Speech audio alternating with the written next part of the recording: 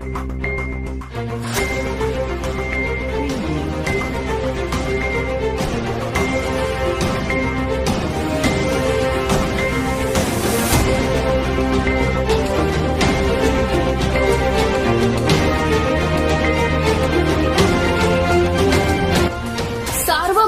News Maharashtra. माझ्या खात्याअंतर्गत काही गैरप्रकार झाल्यास त्यावर तात्काळ कारवाई करण्याची आमची तयारी आहे। आमच्याकडे आल्यावर त्यावर लगेच पावलं उचलली जातील। चांगलं पाऊल छगन भुजबळ यांनी उचललं आहे। आज राज्यात चांगली परिस्थिती राहिली पाहिजे अशी आमची सर्वांची भूमिका आहे।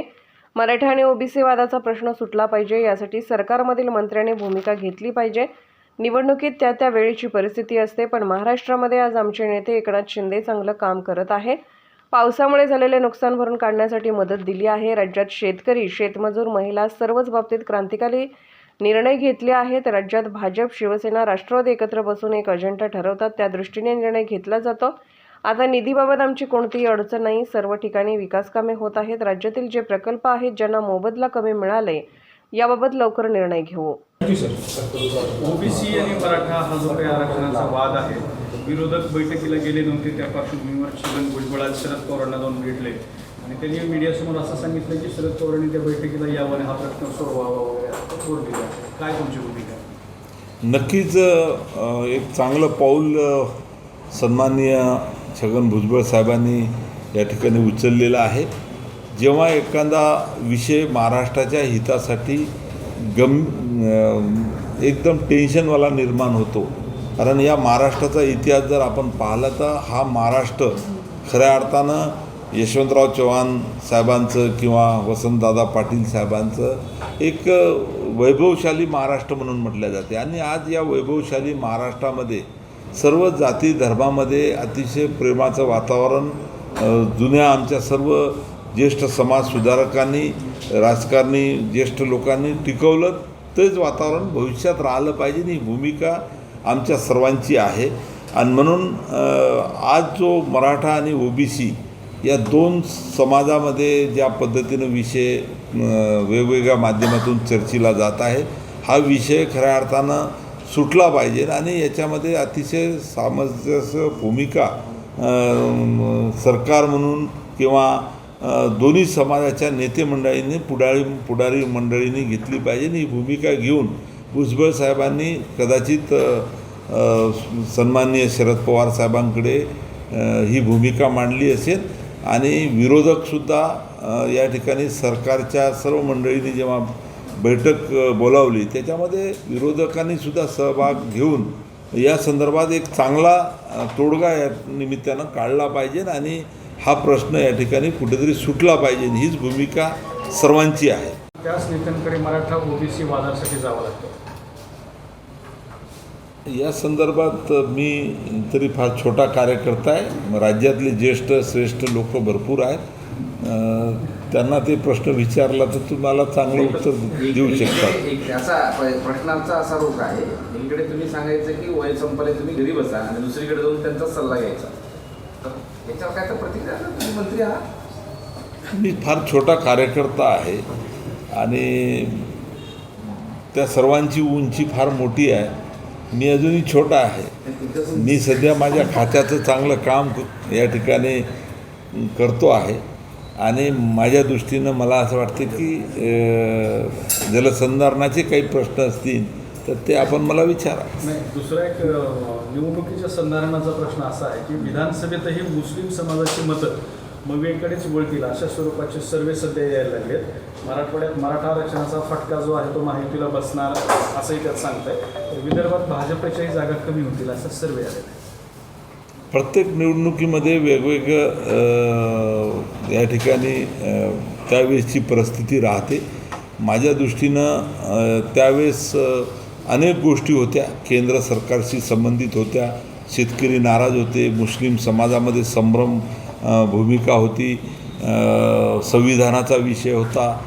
परंतु महाराष्ट्रामध्ये आज मला असं वाटते की राज्याचे आमचे नेते, राज्याचे मुख्यमंत्री सन्माननीय एकनाथरावजी शिंदे साहेब हे चांगलं काम करत आहे।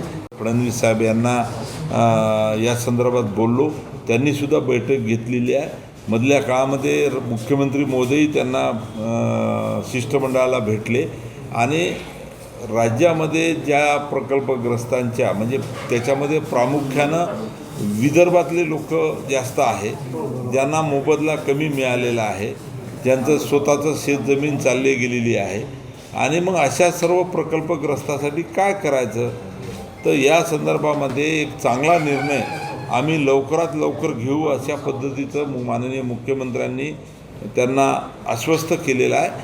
असं वाटतं नेरेटिव्ह म्हणून किंवा लाडली बहीण आता भाजपच्या सगळ्या नेत्यांचं आहे, मुख्यमंत्र्यांची योजना भाजपचे नेते फॉलो करायला लागले. नाही नाही असं काही नाही, ही संयुक्तिक जबाबदारी आहे. या सरकारमध्ये शिवसेना, भारतीय जनता पार्टी आणि राष्ट्रवादी आणि आमचे नेते सन्माननीय एकनाथरावजी शिंदेसाहेब, सन्माननीय देवेंद्र फडणवीस साहेब आणि सन्माननीय अजितदादा पवार हे तिघं नेते एकत्र बसून आणि पक्षाचे तिन्ही पक्षाचे वेगवेगळे नेते, आमचे वरिष्ठ नेते एकत्र बसून एक अजेंडा ठरवतात आणि त्या दृष्टीनं निर्णय घेतात. 2.5-3 वर्षापूर्वी जो काही उठाव झाला त्या दरम्यान आपण सांगायचं किंवा राष्ट्रवादीचे अजित पवार निधी देत नाहीत, निधीचा त्यावेळेस बरीच तक्रारी होत्या. आता अर्थमंत्री म्हणून अजित पवार कसे वाटतात? निधी मिळतोय नाही मिळतोय, सोपं आहे का? नाही, आता निधीच्या संदर्भामध्ये कुठेही आमच्या सरकारमधल्या तिन्ही पक्षांच्या लोकांची कोणती अडचण नाही आहे. भरपूर मोठ्या प्रमाणात विकासाची कामं संपूर्ण महाराष्ट्रामध्येच होत आहे. फक्त सत्ताधारी आमदारांच्याच मतदारसंघात नाही तर 288 मतदारसंघामध्ये आज विकासाच्या मोठ्या पद्धतीनं प्रकल्प होत आहे. 1.5 वर्षापासून बंद आहे, तर ते कधी सुरू होईल आपल्याकडे? ते स्वतंत्र आयुक्तालय आताच मला आमच्या याचे विभागीय आपले जे आमचे जलसंधारणाचे आयुक्त मला भेटले, त्यांनीसुद्धा हा विषय माझ्याकडे मांडलेला आहे आणि या संदर्भात निर्णय 23 तारखेला घ्यायचं मी त्यांना सांगितलेलं आहे. ते सर्व कागदपत्र आणतील आणि वाल्मी असेल किंवा आमचं आयुक्त कार्यालय असेल, या दोन्ही अतिशय महत्त्वाच्या ते सीईचं पद निर्माण करणं असेल जे पूर्वी होतं, किंवा वाल्मीच्या संदर्भात आता वाल्मीला थोडंसं परत पुनर्जीवित करायचं आहे, ॲक्टिव्ह करायचं आहे. कारण वाल्मी ही संस्था अशी होती एकेकाळी की आम्ही लहान असताना शेतकरी या वाल्मीमध्ये अनेक वेळा प्रशिक्षणाचे धडे घ्यायला यायचा. आणि मी तर या ठिकाणी हेही सांगणार आहे की आमच्या घरचे लोक इथं आलेले आहेत. म्हणजे नाही सर, ह्याच्यात काय व्हायला लागलं आहे, तुम्ही अँटी करप्शनचं सांगताय, त्यांना परवानगी वगैरे देताय.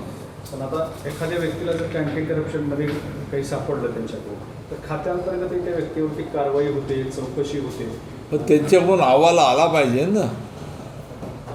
आता जेव्हा अंतिम त्याच्यात निर्णय होईल तर कोर्ट त्याच्यामध्ये हे सांगेन किंवा पोलिसाकडून आम्हाला काही आलं नाही असं नाही सुमोटो कसं करणार? करप्शननी तुमच्या विभागाला पण हे केलं होतं की व्यवस्थापकीय संचालकाच्या याच्यामध्ये तुम्ही चौकशी केली, त्यांचा रिपोर्ट देणं अपेक्षित होतं. असं माझ्या तरी माहितीनुसार कुठं मला आलं पाहण्यात आलं नाही. तुम्ही तुमच्याजवळ जर अधिकची माहिती असेल तर मला द्या, आम्ही सुमोटो अजूनही करतो. ज्या अँटी करप्शनने पकडले त्यावेळेस कुणासाठी हे सगळं करत होतं त्यासाठी असं सांगितलं होतं.